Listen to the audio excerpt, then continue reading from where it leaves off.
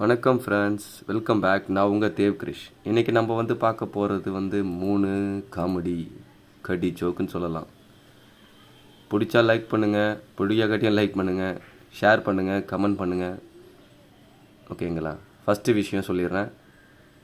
காஃபியை விட டீ ரொம்ப மேலானது. அது ஏன்?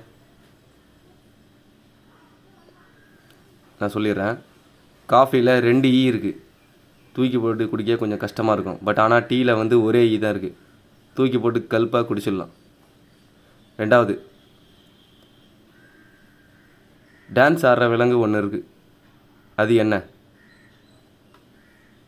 அது என்ன தெரியுமா? ஆடு. டான்ஸு ஆடு. ஆடு தான் டான்ஸ் ஆடும்.